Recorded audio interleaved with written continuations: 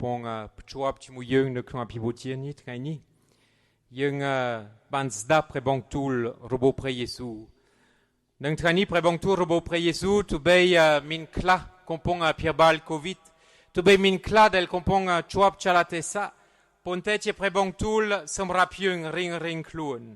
ដែលស្ដាប់ថាព្រះយេស៊ូវត្រាស់ហើយសាវេទាំងដប់ពីរនាក់មករូតត្រង់ចាគេពីរនាក់ឲ្យទៅទាំងប្រទានអំណាចដើម្បីដេញខ្មោចផងបងប្អូនជាទីស្រឡាញ់យើងជាសាវកនៅសប្តាហ៍ថ្ងៃ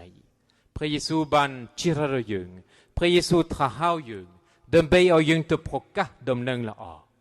អត់មានកាលៈទេសៈមួយអត់មានស្ថានភាពមួយអត់មានបរិយាកាសមួយដែលណែនាំឲ្យយើង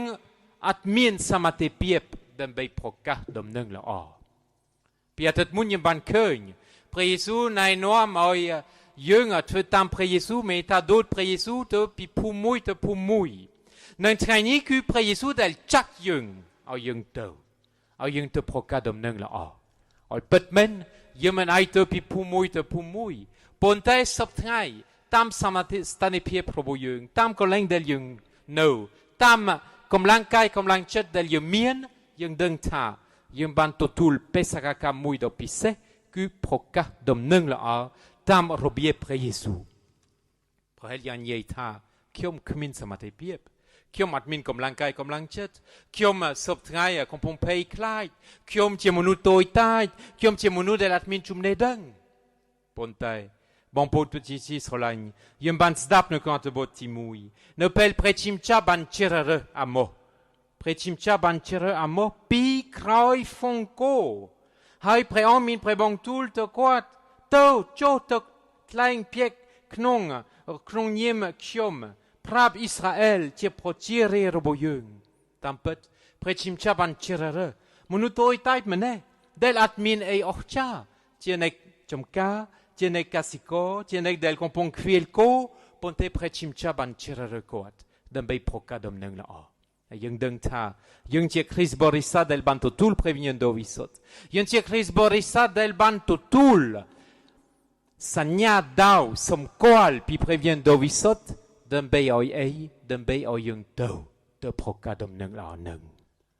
បងប្អូនជាទីស្រឡាញ់យើងបានស្ដាប់នៅក្នុងអត្ថបទទី2ក្នុងអង្គព្រះគ្រីស្ទបងកូនក៏បានជឿសង្ឃឹមលើព្រះអង្គហើយបានទទួលសញ្ញាសម្គាល់ពីព្រះវិញ្ញាណដ៏វិសុទ្ធតាមព្រះបង្ទូលសញ្ញាដែរព្រះជាម្ចាស់ប្រទានព្រះវិញ្ញាណ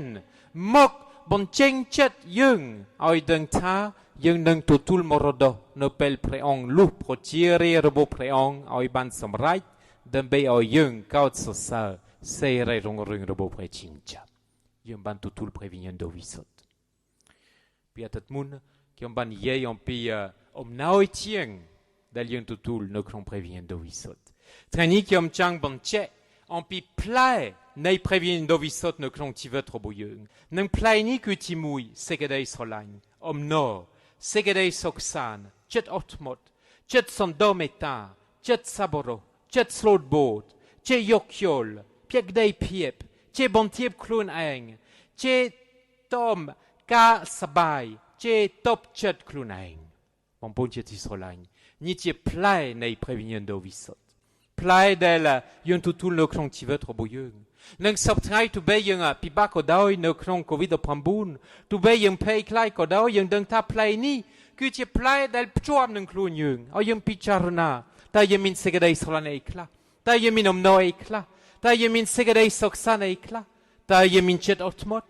តើយើងមានចិត្តសន្តោសមេត្តាតើយើងមានចិត្តសប្បុរសតើយើងមានចិត្តសុបូតតើយើងចេះយកយល់គ្នាតើយើងមានភក្តីភាពតើយើងចេះបន្ទាបខ្លួនតើយើងចេះទប់ចិត្តខ្លួនឯងនេះជាផ្លែ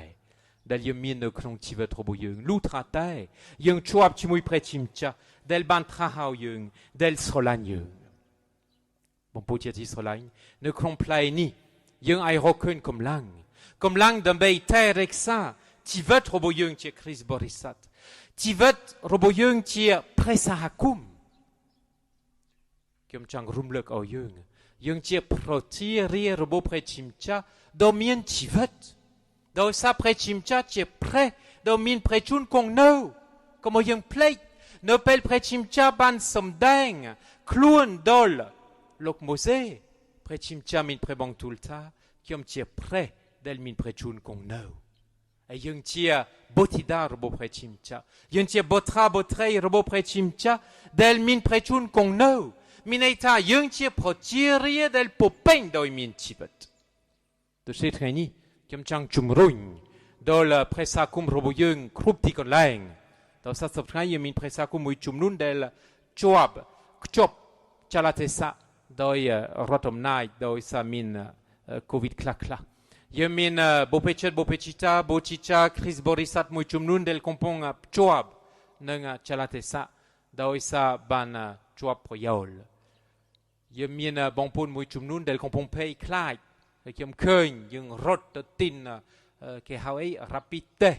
ដើម្បីមើលតើយើងមានកូវីដអត់មានកូវីដដូច្នេះនៅក្នុងស្ថានភាពនេះតាមពិតប្រសិនបើយើងមើលអ្វីដែលយើងស្ដាប់ពីមួយថ្ងៃទៅមួយថ្ងៃនៅក្នុងផ្សាយព័ត៌មាននឹងព័ត៌មានសប្តាហ៍សូមចាប់អារម្មណ៍គេអត់សូវនិយាយអំពីបងប្អូនដែលជាសះស្បើយគេនិយាយខ្លាំងអំពីអ្នកដែលឆ្លងថ្មីគេនិយាយខ្លាំងអំពីអ្នកដែលស្លាប់ដូច្នេះណែនាំមកយើងភ័យថែមទៀតណែនាំមកជួនកាលយើងអស់សង្ឃឹមទៀតណែនាំមកយើងគាំងណែនាំមកយើងស្ទះប៉ុន្តែយើងជាប្រជារាស្ត្រពុពេញដោយជីវិតដែលមកព្រះជាម្ចាស់ដែលមានព្រះជន្មគង់នៅដូច្នេះយើងមិនអាចស្ទះយើងមិនអាចគាំងទោះបីភ័យក៏ដោយទោះបីខ្លាចក៏ដោយយើងដឹងថាព្រះយេស៊ូវគង់នៅដូច្នេះសំខាន់បំផុតឲ្យយើងការពារតែរក្សាបីគុំនិងបីការពារឲ្យយើងយកចិត្តទុកដាក់នៅក្នុងជីវិតរបស់យើងពីមួយថ្ងៃទៅមួយថ្ងៃប៉ុន្តែ